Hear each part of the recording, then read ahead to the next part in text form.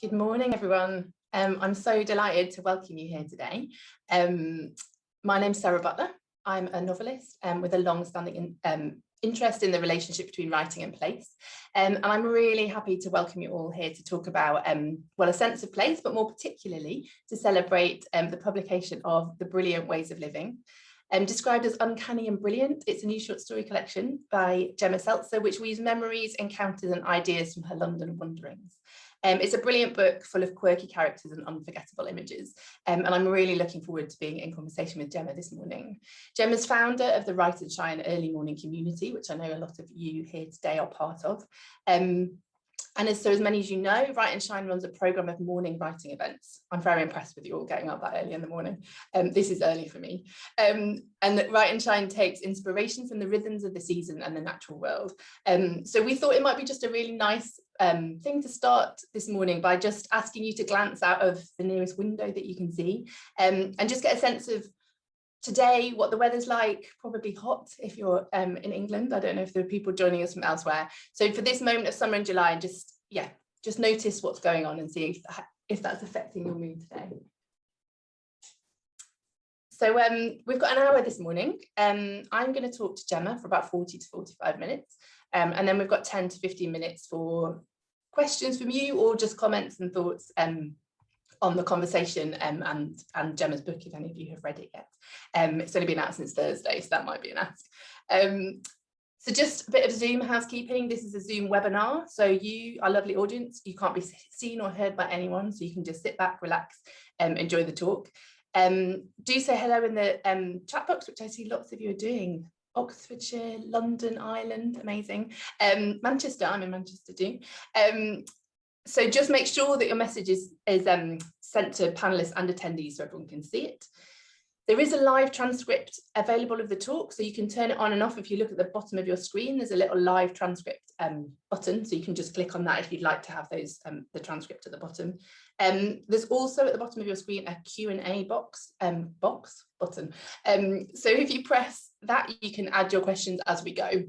And at the end, so the last 10-15 minutes of the event, I will try and put as many of those questions to Gemma as I can. We are going to close the chat box for the main part of the discussion, just to create a nice peaceful environment for everyone. And I'm just really looking forward to talking to you. Thank you so much, Gemma, for inviting me into this virtual space to have this conversation. So Gemma's going to turn off the chat now, I think. Yeah, I will just do that now. And I'm just going to start off and fire some questions Gemma's way. So I thought maybe we could start by asking you how this book came about. So I was interested in whether you planned it as a collection or whether the idea of the collection kind of came once you'd already had some of the stories written. I know sometimes I write stories and they're sort of dotted around my computer. And I'm like, oh, what do they do? Like, do they sit together? So I was interested in, like, did these stories develop separately, or did you write any of them in relation or in conversation with others in the collection? Thank you, Sarah. Well, I'll just say thanks, Sarah, and I'm so glad to be here and welcome everybody this morning. Whether you're regular or occasional at Write and Shine, or whether this is your first Write and Shine event, you're all very welcome. I hope everyone's got a good cup of coffee and that the sun is shining in brightly into their windows. But yes, in answer to your question, did I plan the book as a collection? Yes and no. I'd say. I think as a writer, you explore and uncover your ideas through doing the writing itself. For me, I turn to the page and I put down a word, and then I put down another word, and then there's a sentence, and then maybe there's a few paragraphs. And often I don't know what the idea or the story is until I start writing it. Like you start with one thought and then you end up somewhere completely unexpected. I love the quote from Natalie Goldberg, and she says, "Writing is an act of discovery." Come on. I mean, I love that. I really think that is true for me. So after a while, I started to see kind of patterns in the themes of things that I was writing about, or conversations my characters were having, returning to the same subjects over and over. And my characters are very chatty, so they did have lots of conversations around the same theme. So yeah, that's really what happened to me. I started writing. I started to kind of see there were particular themes. And as I was working through my ideas, I realized I'd built up kind of a body of work, a body of writing. And so I took a step back, and that enabled me to see that there were themes present. So this is my, yes and no, like there were themes present in all of those stories. There were things about voice, like how we listen to and talk to each other, who gets heard. There's loads of stories that I was writing about quiet people, or enforced silences, or puppets that wouldn't stop talking. They just kept coming up all the time, the puppets. And then there was a second theme, which was about women's lives, how women live their lives in relation to each other. So not necessarily as wives or mothers or lovers or daughters, but as friends, in relation to each other. So I realized I was writing a lot about the reality of female friendship, that it's complex and intense and passionate and heartbreaking and brilliant. And then the third thing that I could see when I put all these pieces together was about place and about London. London's always had a significant role in my life and in my creative work. I realised that I was writing a lot about the connections between people and place, so that the energy and sounds of the landscape, and then the people who live there.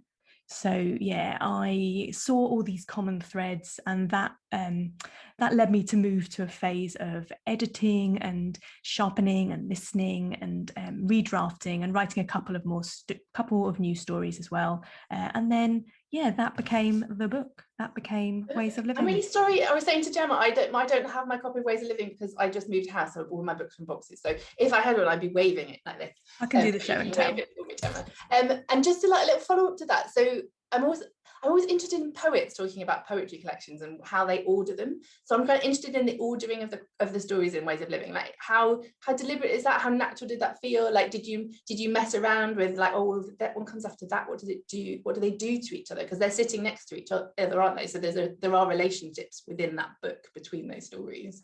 Yeah, I had a lot of fun with that, actually, laying out the kind of stories on the floor and working out, which ones wanted you to sat with each other. And I knew the first story I wanted to be the Brick Lane story, because that had become the cover of the book, this wonderful picture of Brick Lane in the 80s. I knew that Brick Lane was the opening, and because that was such a strong sense of London and place and a story being told as people were walking through the streets of the city.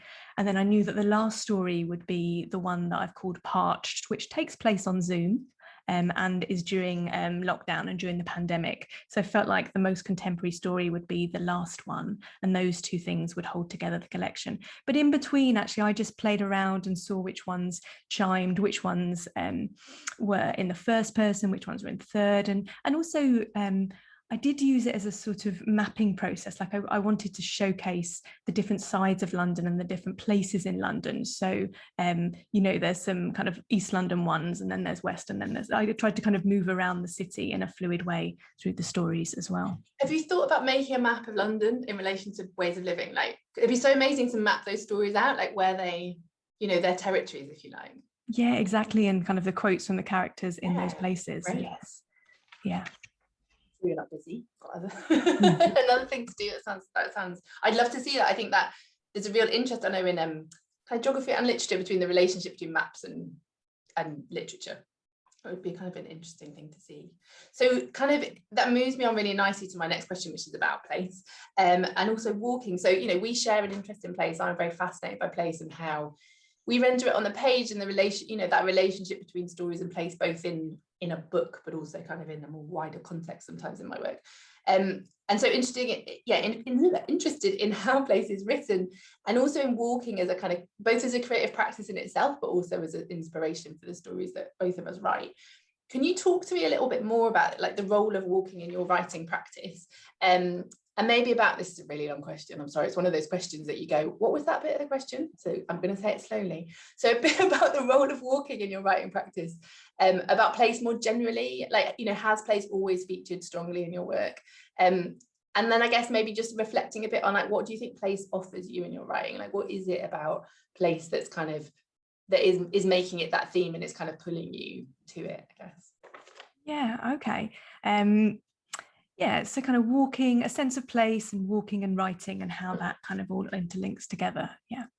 Well, I would say the real life city is the backdrop to my writing, and it always has, and it's particularly present in this book.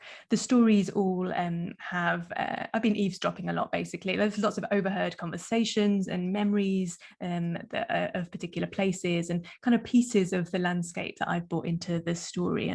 And they've all been collected as I've walked around the city. I'd say not in any kind of concentrated way. Sometimes I might go for a writing walk where I know I'm going to take my notebook, but generally I just love walking around. So I'm always kind of a little bit on alert for noticing things. So I would walk around the city, notice people, look at how people talk with each other and what they're possibly not saying. I have a habit of lurking near train stations. I mean, I'm often waiting at a train station anyway, in pre-pandemic days anyway. So I like watching people meet after they haven't been seen each other for a while. I mean, it's particularly a good project at this moment in time.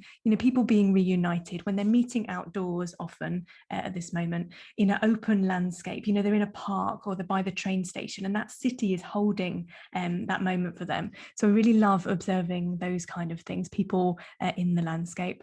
And then I would gather all those bits together, those snippets and observations from a place, and then take those all back to my desk and rework and test it out and play around until I've turned something into the beginnings, or develop it into a short story. And in terms of how I would create a sense of place in writing, I've been thinking about that a lot recently, and I think what I'm always trying to do is create a sense of balance. I wonder if it's the same for you, like a mix of the real place names. So in my book, there's Bagel Bake and Weatherspoons and Travel Lodge, like there's actual places.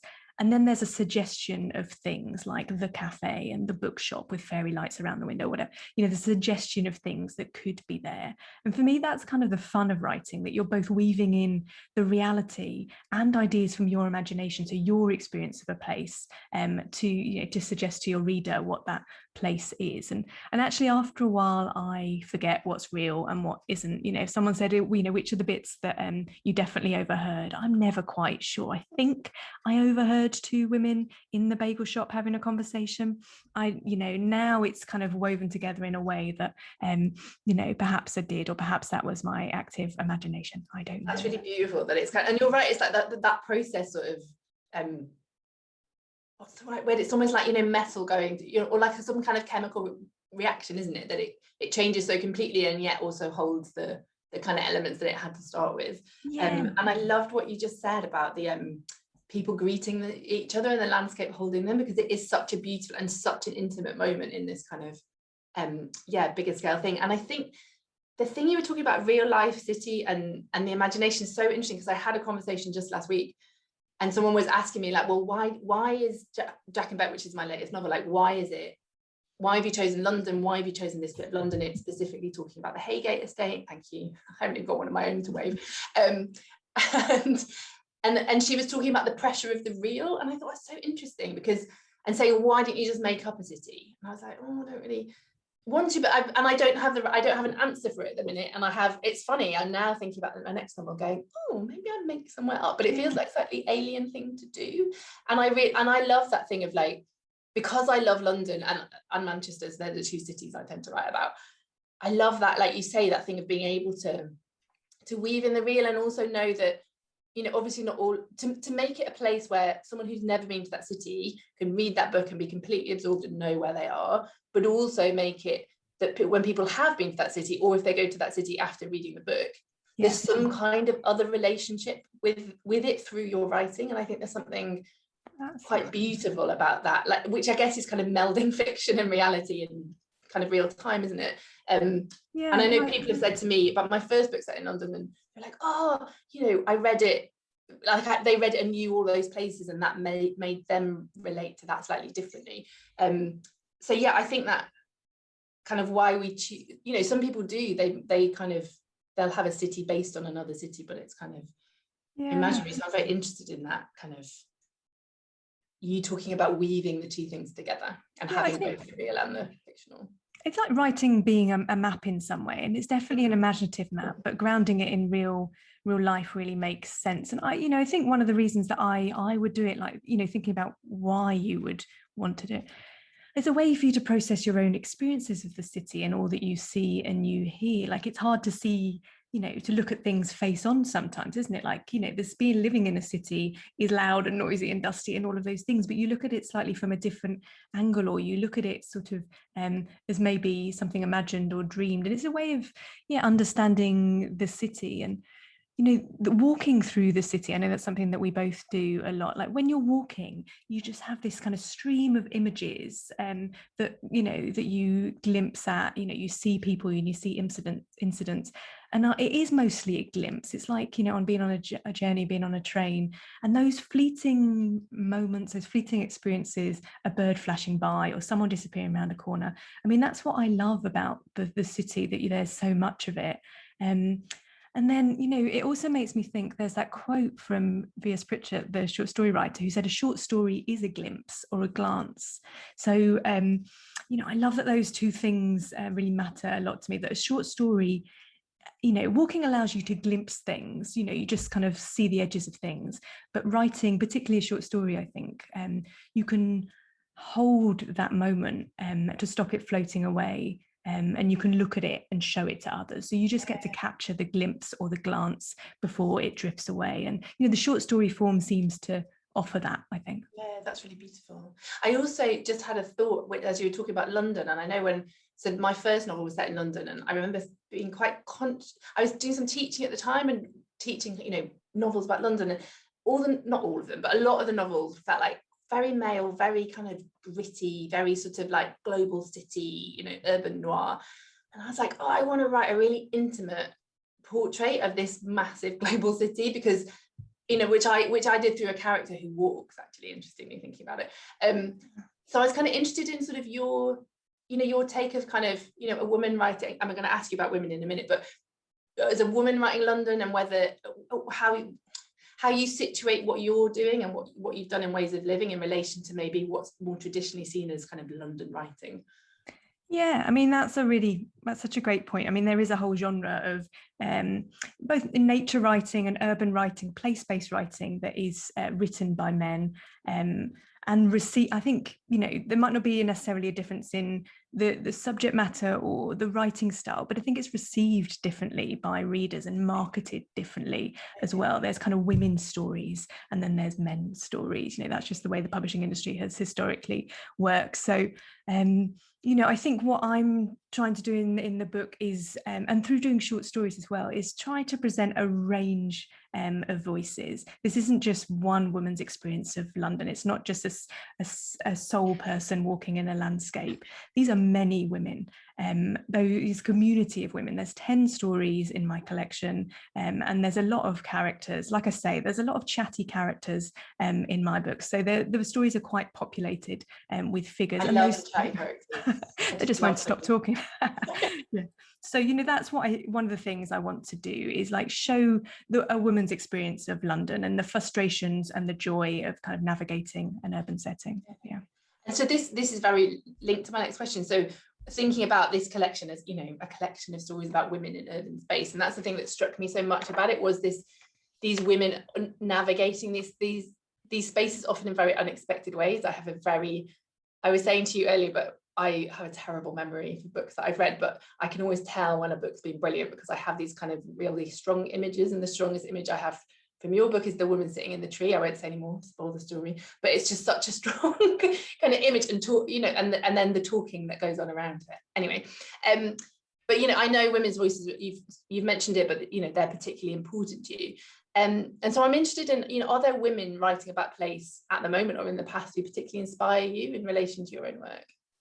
Yeah, absolutely. I was going to do a little bit of a show and tell, actually. Because with Ways of Living, I did want to write a book about how women experience the city. That's kind of what the book is about. So there are so many writers who have done maybe something similar about their cities, about their experiences. So one I wanted to just mention is it's backwards, isn't it? Jhumpa Lahiri's Whereabouts. It's not backwards, because I always do that, and I think it's backwards, but it's backwards for you, it's not for us. It's all good. Great. Well, everyone, you can see it very clearly. That's good. Jhumpa Lahiri's book, Whereabouts, which just came out this year, and she's a contemporary writer living in Italy, and her work is so calm and precise. It's almost like a film lens, like panning and then pausing on something. And this book is set in, it's an unnamed woman in an unnamed European city, and the author lives in Rome, and each chapter is named after a city. So there's at the coffee bar, so it's named after a place in the city, coffee bar, in bed, by the sea, at the supermarket. So those are all the chapter headings. And what I think is wonderful about this book, and so inspiring for me and maybe others as well, is that the primary relationship is between the protagonist and the place that she lives. They're in a constant conversation, like listening and talking to each other. And the quote I'd love to share just from this book is in the early part of the book, she's thinking about moving on from the city, and she says, "The city doesn't beckon or lend me a shoulder today. Maybe it knows I'm about to leave. The sun's dull disk defeats me. The dense sky is the same one that will carry me away. The sky, unlike the sea, never holds on to the people that pass through it."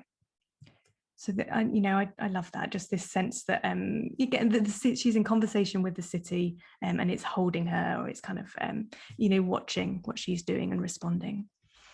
So yeah, Jhumpa Lahiri, number one. That's on my list, actually. Add it to the list, everybody. Next, Grace Paley. Grace Paley, American author, wrote a lot in late 50s, 60s, 70s and beyond. She talked a lot about people and city life with so much energy and humour, often starting in the middle of a conversation, which I also adore and like doing that in my own stories as well. You just start in the middle and let the characters talk their way kind of out of a situation. Her city is heavily populated with families living in tenements and living on top of each other. There's loads of characters in her stories. They're often dashing around from place to place. They're running errands, looking after each other's children. So her version of urban life, in comparison to Jhumpa Lahiri's, Grace Paley she's so bright. She's so like this fast energy of people moving around and talking. And one of her stories is called The Long Distance Runner, and it's a quote from her is, "Near home, I ran through our park where I had aired my children on weekends and late summer afternoons. I stopped at the Northeast playground where I met a dozen young mothers intelligently handling their little ones. In order to prepare them, meaning no harm, I said, in 15 years, you girls will be like me, wrong in everything."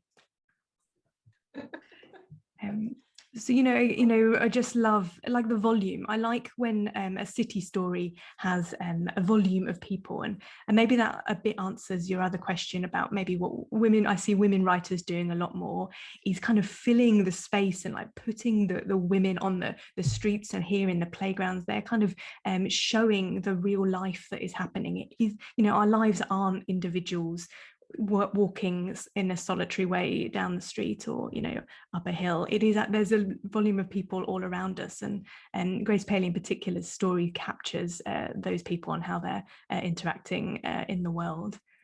And then finally, I'm enjoying my show and tell. Jamaica Kincaid, we can't quite see that so well.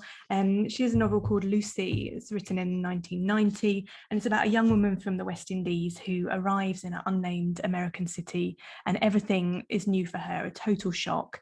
And the book opens with a journey in a car from an airport. I feel like that's such a good scene to write anyway, isn't it? That moment of arrival and then moving through the landscape. And the quote I'd love to share from the book is, "As we drove along, someone would single out to me a famous building, an important street, a park, a bridge that was built and thought to be a spectacle.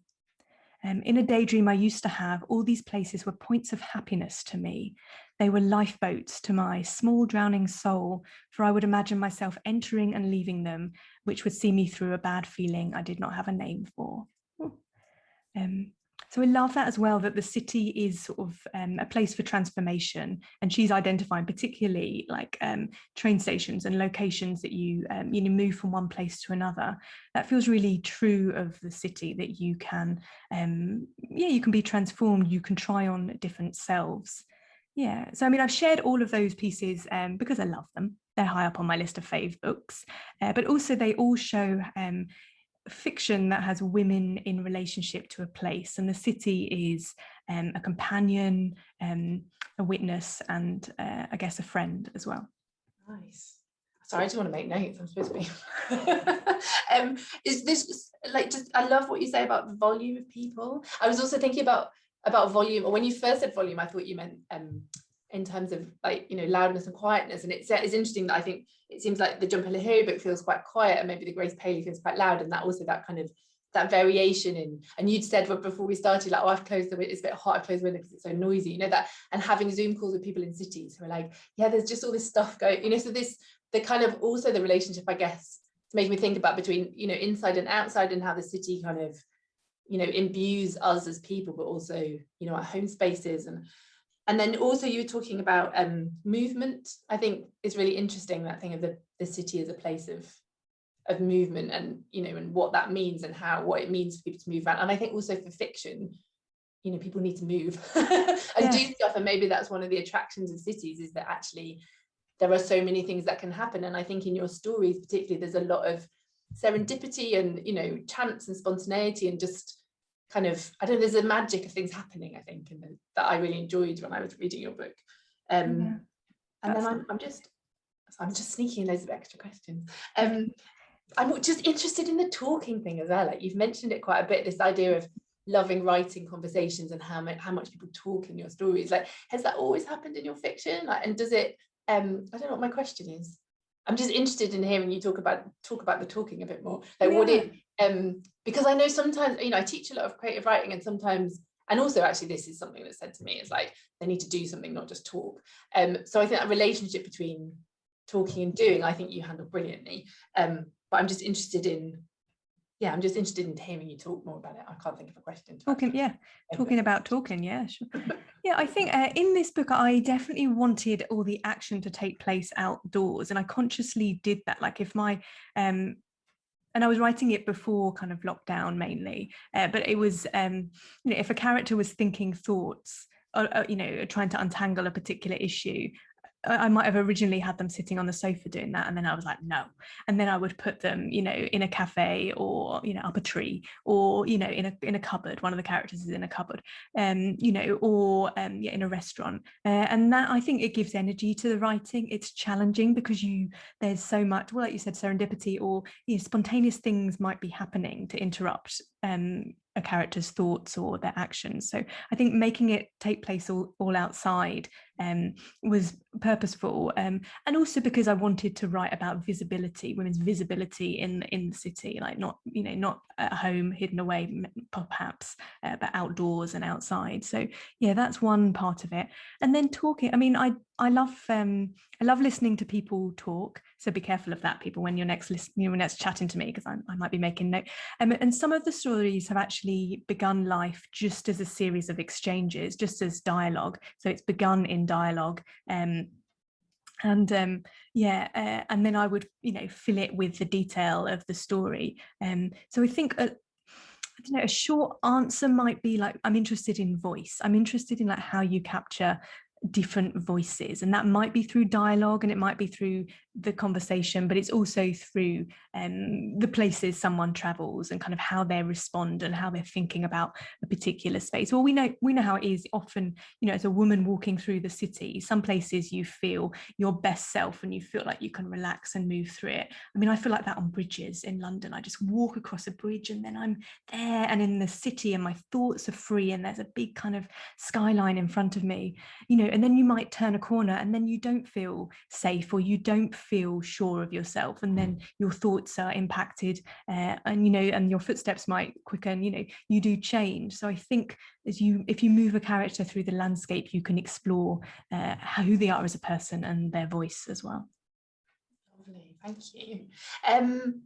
So in a minute, I'm going to ask if you can read us a little bit from the book, because it's always, because it's wonderful, and it'd be lovely to hear you read it.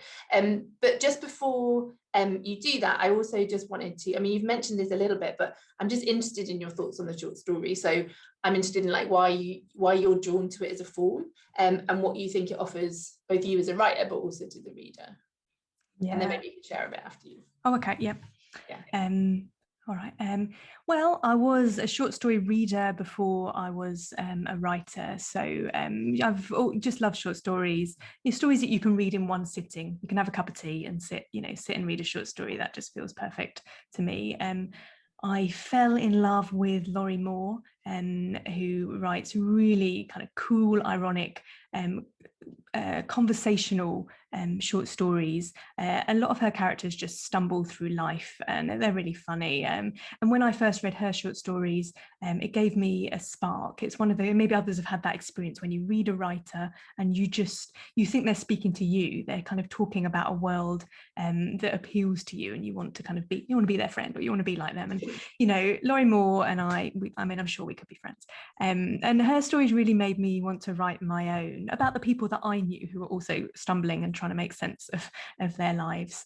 I was reading a lot of short stories, and I like them because I think a short story is perhaps closer to poetry in some ways than a novel or longer form non-fiction. Short stories are where great sentences live, and I always like a really good sentence. They're, the writing has to be precise and distilled because it's short, and the sentence is often doing the work a paragraph might. But also in a short story, you're trying to evoke a feeling. They can be, short stories are often lyrical, and they show a reader into the depths of things.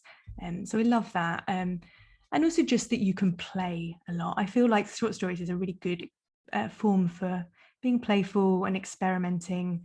And you might have a voice, like in some of my short stories, there's probably a voice in some of the stories that I couldn't sustain over an entire novel. The one about the ventriloquist dummy, Other Esther, I don't know if that's something that I could, carry on for a longer period, but for for a short story, it does work.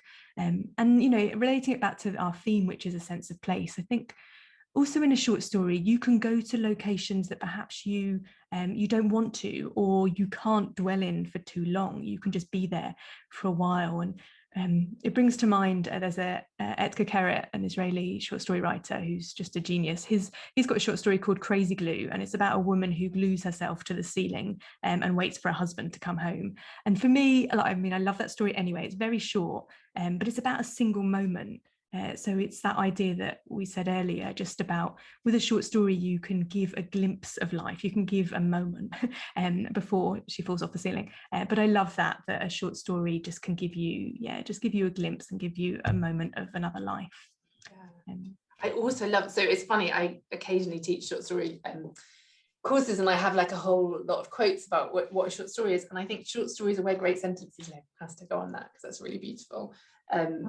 Line, and the crazy glue, I have to read it. Sounds amazing. And when you talked about that, I was like, oh, I can see why you love that particularly, because I feel like there are so many really arresting moments in your stories of me going, oh, and these kind of extraordinary things happening, but you completely believe it. It's that, I suppose also there's that moment in the short story, isn't it, that you can suspend belief a little bit more than you can in a novel, because if it was a novel about a woman who glues herself to the ceiling, you have to go into why, whereas actually what you want is this kind of image. And I think that's, I was mentioning having these images from your collection before, and I think for me that's how it also relates to poetry, that it feels very kind of image driven, or there's these kind of images at the heart of it that kind of resonate through the story. There's often in a great short story, there is often like a strong image at the heart of it. I've heard lots of writers say that they begin with an image and they build the story around it, or there's a central image that the story leads up to, kind of one moment or one image. It's really fascinating. And as an aside, I had a friend who had written an 8,000 word short story and wanted to enter it for a competition, and she edited it from 8,000 to 2,000 by working out what the central image was and deleting anything that didn't directly take to this image. She won the competition. It's a very brilliant story, but I just always think that's such an extraordinary tale, because it makes you think, oh, actually what is the short story about? And for her it was everything has to center around this kind of moment. So that just reminded me of that. I'm going to ask you to read to us, please. Okay, well, I will. Sit back and relax. What are you going to read? Which story? I am going to read from the opening story of the collection. It's called Too Close and Not Close Enough. It's set on Brick Lane. Set on Brick Lane. And the only thing I think you need to know is that Juliet has taken something of Sadie's. Sadie has my arm and is leading me out of the shop. It's late afternoon and the red sun is dropping in the sky. She stares ahead whilst we walk all along the crowded street. It used to be so rough around here, she says. People wander and pause by shop windows. By the Truman Brewery, a man sits in the doorway, crutches leaning against the nearby wall. His hands are cupped and held upwards, his head facing the paving stones. Poor guy, says Sadie. She releases me but stays close. While she's digging in her bag, I look around. Several groups are having tours and taking photos of themselves against graffiti backgrounds. Here you go, Sadie says to the man and tucks a note between his fingers. He doesn't look up. Okay, she says to him, or to herself. Okay, it's fine, it's fine. I know this part of London well and point towards a quieter street where there's a nice bookshop and a few cafes. As we walk, Sadie speaks quietly. You can't do this, Juliet. I just don't. Her hands are in fists. How is it possible to take someone else's name? She wants to call the police. She says it's identity theft. Of all the names in the world, why would you pick mine? First of all, I say, a name is only a name. It doesn't mean anything. I've reasoned this in my mind for many years. Secondly, I like the name, okay? It's actually a compliment. And third of all, Sadie shakes her head. That is not a thing. We arrive at the bookshop. There are fairy lights and inside several armchairs with people leafing through magazines and novels. If I was alone, I'd go inside and lose myself for an hour or so. I say, well, thirdly then, there's always more than one John Smith. If it's a good name, a lot of people want it. Call yourself John Smith then, she says. Several insistent car sirens sound close to us. We stand together in silence, looking around us until the commotion dies away. Thank you so much, Gemma. Oh, it's so lovely to hear you read. I should have said this at the beginning, buy the book, obviously buy the book. Everyone's probably already bought the book. And I will find a link at some point and put it in the chat. But yes, it's a wonderful, wonderful collection. So I've got one more question before we open up for questions from our lovely audience.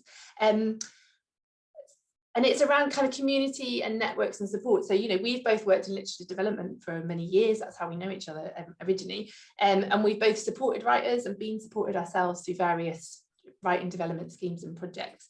And I know that you've created this wonderful, vibrant community with Write and Shine, which I think is amazing.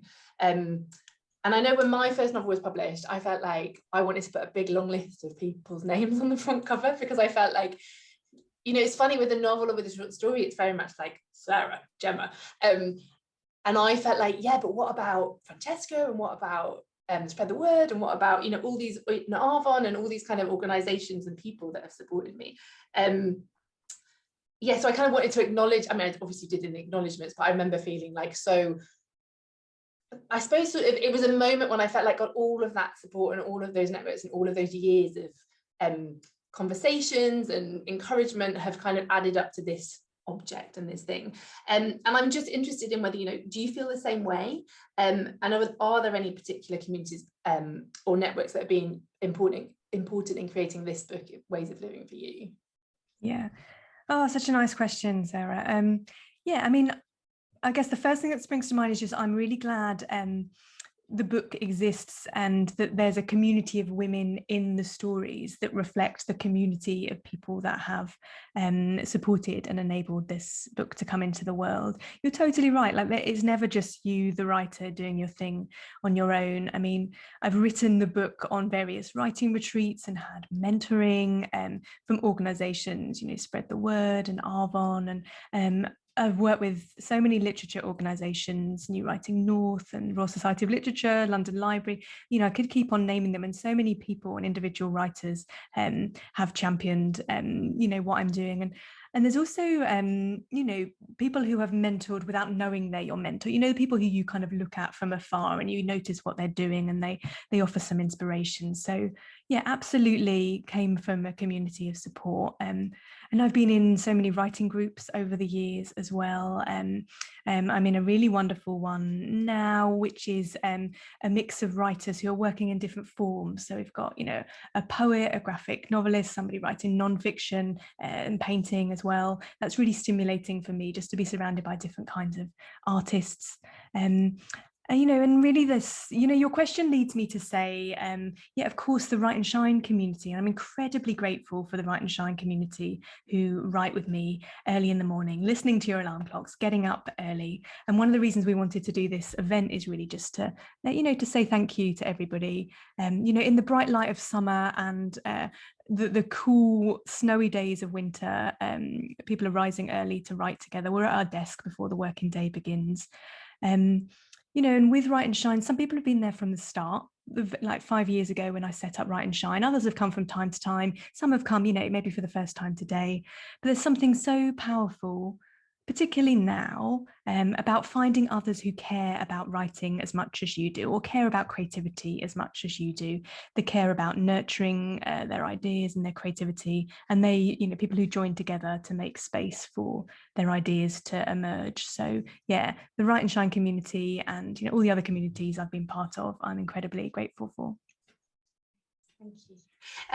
So we have reached the question and answer part of our event, which I'm really looking forward to. So please, it's quite strange doing an event with an audience you can't see. All those people who are there, who I know are here and listening, please do use the Q&A box to post your questions, and I will do my best to navigate those and share them with Gemma. So one that's there already is so listening to the discussion about place, especially London, I wondered what the map is behind Gemma. Looks like I think it's very well placed. Do you want to just talk about your map while we're waiting for some questions? Yeah, it's a London Underground map from the Festival of Britain from 1951. It's great. I mean, I love maps anyway. So around our flat there are plenty of maps, but this one's particularly bright and colourful. And maps that show kind of a moment in time, or like an occasion, a celebration, is great. So this is one of those foldy up maps that you get on the London Underground, but we've framed it there. So 1951 Festival of Britain. Yeah. And also that thing of like a moment in the underground. I think I find London Underground maps really interesting because it's that mapping underground, and also it's quite, I guess this one's nice because it's geographical, but you know, the one you see on the tube is very schematic, isn't it? So this, like, it has a weird relationship to place because actually a lot of it isn't, you know, it isn't I can't speak to scale or the actual geography. Okay, so I've got a question from Nadia. She asks, how do you decide the point of view through which you want to tell a story? Do you feel like the point of view affects the way place is framed in the story? And if so, how? And thanks for a great conversation. Really good question. That's a nice one. I think trial and error. I don't know. I think often if I'm not centering it on an image, like we talked about earlier, it would be on a character. And then I have a think about how close I want to be to a character. I think that's probably true. Like, do I want to be in their mind and get really close to maybe their darker thoughts and all of their kind of emotional complexity? Or do I want to observe it a bit? Do I want to kind of watch them move through the city? So I kind of make a choice about that, like how close I want to be. So I'm thinking of Andy, who climbs the tree. I think originally that story was a first person story. I'm just trying to find it in front of me. It's called Get Away from Earth a While. Originally that was a first person story, and she would climb the tree, and we were going around in her thoughts about how the tree felt and what it was like up the tree and what she could see. And then I realized actually it is an image, that story, so you need to be able to see it it isn't necessarily her looking out into the world. I'm not sure if this is making sense, but it's not her going out into seeing the world, it's us seeing her. So that was why I turned it into a third person story. So it's described as, Andy climbing the tree. So you're watching Andy do these strange actions. And actually most of the stories have ended up being a third person, quite close third person, but we're watching these women move through the city. Some of them are quite interior, but mainly I've used the third person. But I mean, it's such a good question, and it's something I struggle with, or on a good day enjoy playing with. Like, is it first person? Is it present tense? Is it past tense? Like, am I talking about memories, or do I want you to feel right in this moment that this thing is happening? And I think it's trial and error.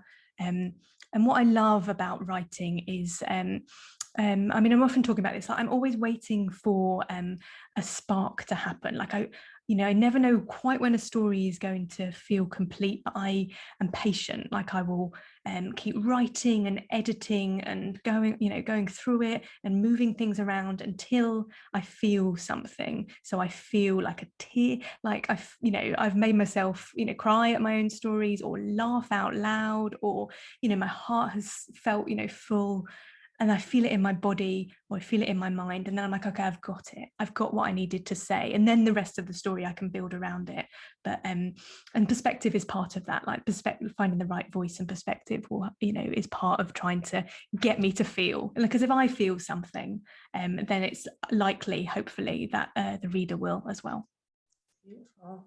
Got one message in the chat which I love, which I have to read to you. So I'm not sure who it's from, but it says, Gemma, I was thinking about where to read your book. If you could recommend a where to read it, where would that be? Oh, such a good question. Oh, it's from Bernadette, I can see. Oh, great question. Sorry, apologies. No, it's just popped up.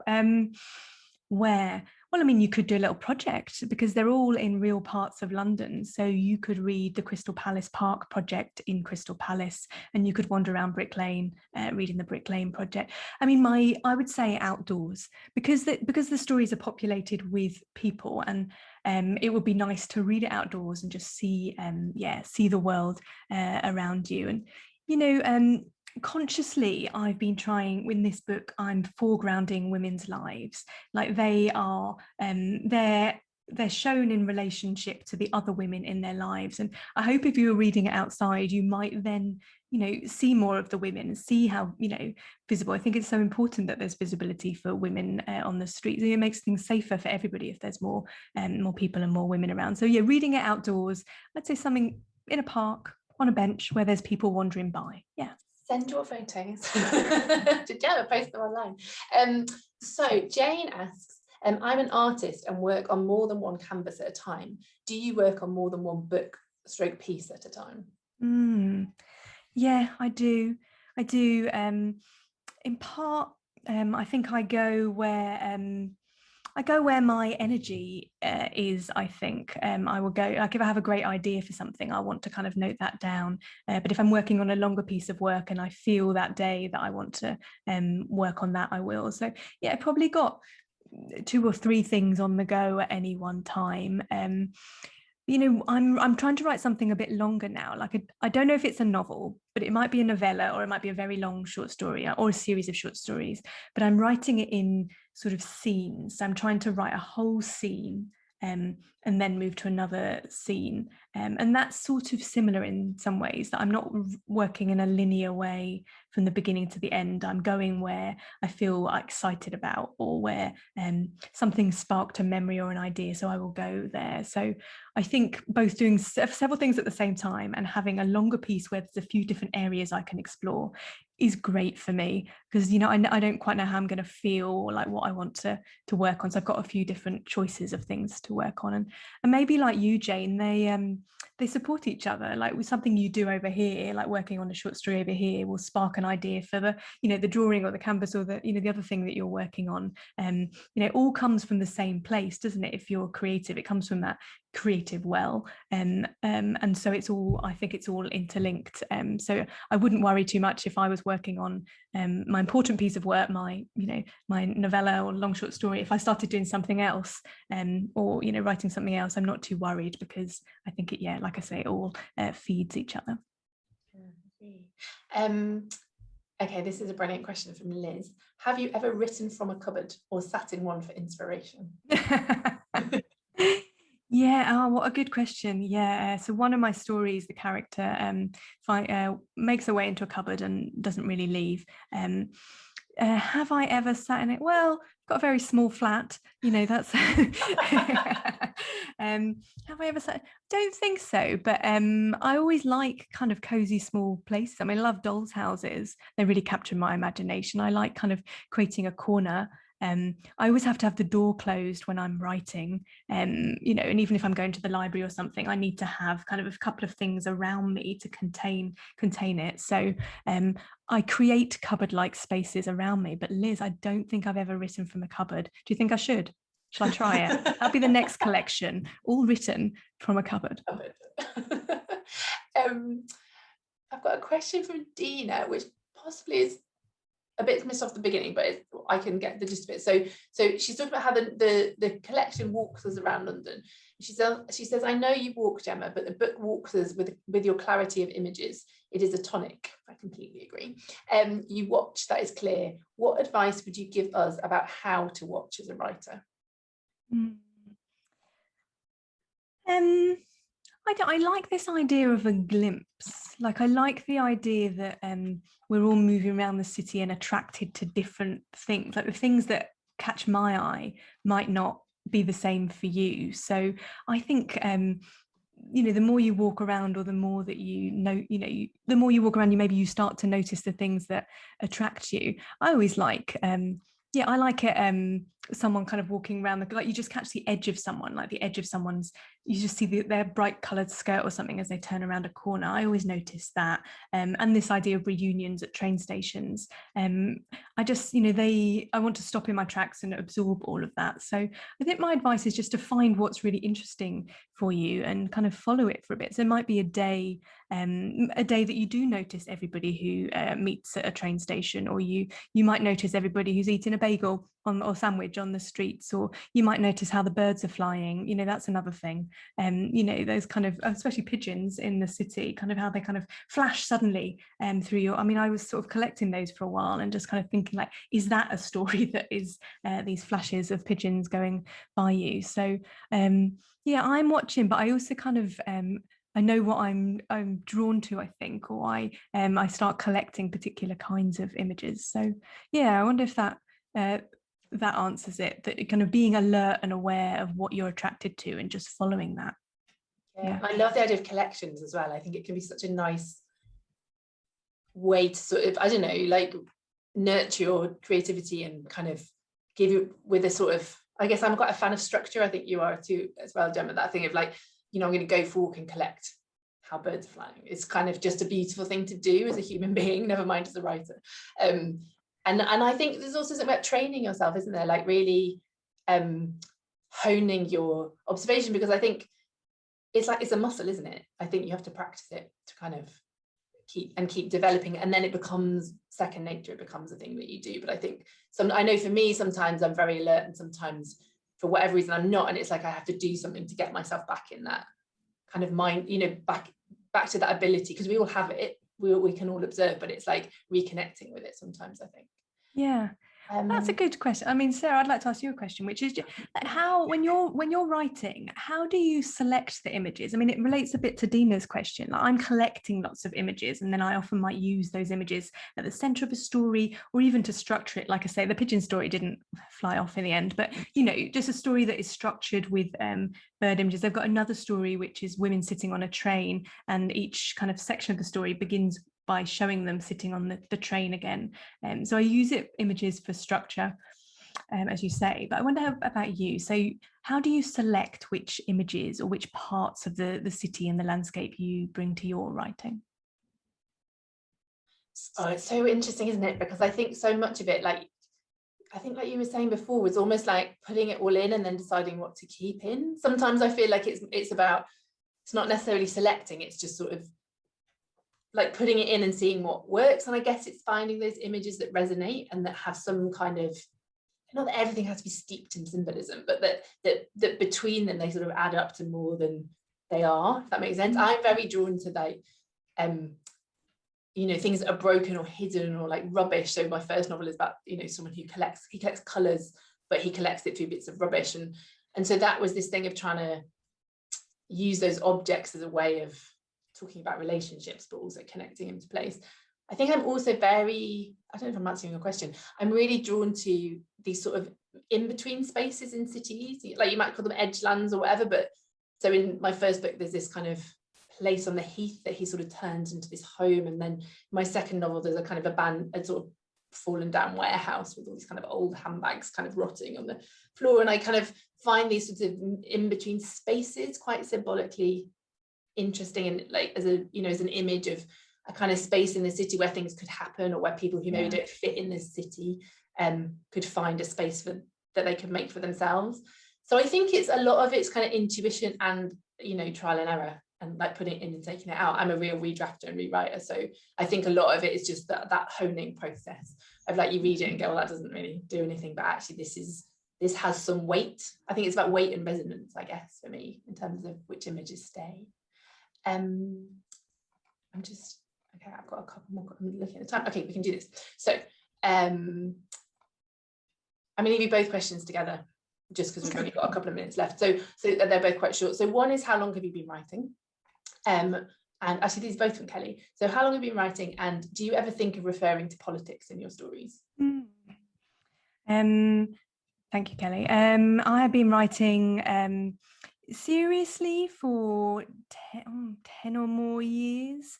Yeah, my first book came out about 10 years ago, and then which is Speak to Strangers, which was about conversations with Londoners. And then since then, I've been taking writing even more seriously, and producing different kinds of writing projects, writing for virtual reality films and performing, working with older people, all kinds of things. So 10 years or more. And politics.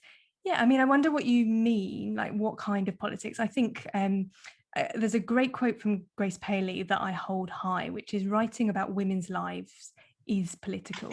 I think foregrounding women's lives still now in 2021 is, a political thing to do, and, showcasing the reality of our lives and how we live in cities, particularly now, particularly in the last year or so, considering these big conversations and issues about how safe our streets are or they aren't, feels really important. So that and also lockdown. I have a story about lockdown, and also kind of the what happened there between the shift between public and private when we were we had to stay at home, and the safe place, or real life, was being lived out on Zoom.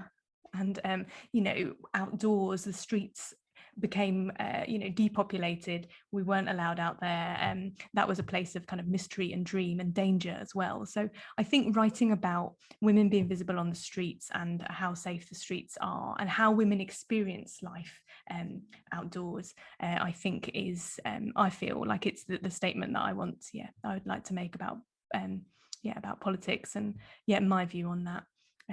I've got what I can sneak in. This is a 1-minute question, which is from Amy. Why do you think we are now waking up to the drama of friendship, Ferrante, etc.?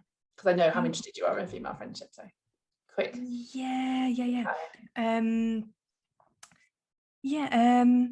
I don't know. I think there is a move towards thinking more about women's lives. The Eleanor Ferrante's books that were all about watching two women or two girls and move through their whole lives, and their friendship was the thing that they kept returning to. That was kind of central. It was a phenomenon, and that has opened up a lot of opportunities in publishing. People are more interested in women's friendships now. I think that feels like there's a publishing trend around it, and maybe like I was saying about there being more, there's being issues about women feeling safe outdoors, or feeling not seen, or kind of their stories not listened to. That feels like more and more people want to talk and be listened to about their experiences. And women's friendship is just overlooked and undermined and dismissed in our culture and in literature. I don't even think there's a vocabulary for talking about friendship. I mean, I'm trying and I'm drawing on so many different sources, but Often it's, you know, the language we use around female friendship is romantic in some ways, so this like deep intimacy that can kind of merge in, you know, it's the kind of language we would use about romantic relationships, or it's like a parent-child, you know, familial relationship, and we describe it in that way. But, you know, the huge glory and complexity and darkness and brilliance and heartbreak of female friendship, I think it's starting to emerge a bit more, and more people are writing about it. But I think there's more to do, and there's more to write about to really capture it. Brilliant, thank you. I'm really sorry, but I'm going to have to stop us because we've reached the end of our time. Thank you so much, everybody, for joining us. And thank you, Gemma, for being as ever brilliant. Well, A, for writing a brilliant book, and B, for talking about it so articulately and yeah, it's been fascinating to listen to you. So yeah, that's all that remains for me to say, other than the book is available to buy. Obviously, I put the link to Influx in the chat, but you can also buy it at Foyles, Pages of Hackney if you're in London, all good bookshops. Do go to your local, well, it's open now, isn't it? Do go to a local bookshop, they'll order it for you if they don't have it in stock. Thank you so much for coming, and I'm just going to hand over to Gemma to have to just round it off. Oh, well, I just wanted to make sure I could say thank you as well. What a glorious start to the day. Thanks so much, everybody, for coming. Yeah, thanks, Sarah, for a brilliant interview and holding this space so nice and so generously. Thank you, Sarah. I wanted to say, as many of you know, Write and Shine runs a lovely programme of morning writing workshops and events all through the year, season by season. We also have an online library of writing courses. So there's a new one, a set of audio workshops all about journeys, travelling and exploring. So kind of links to some of the themes we looked at today. So all about, the first one is actually called Wanderlust. It's about how walking feeds creativity and stimulates new ideas. So do have a look at the Write and Shine website for all those details. I'm just going to put that in the chat box. But otherwise, I just wanted to say thanks so much for coming. I hope you enjoy the rest of your day and that it's filled with wonderful creative ideas and inspiration, all day long. So thank you, everybody. Thank you.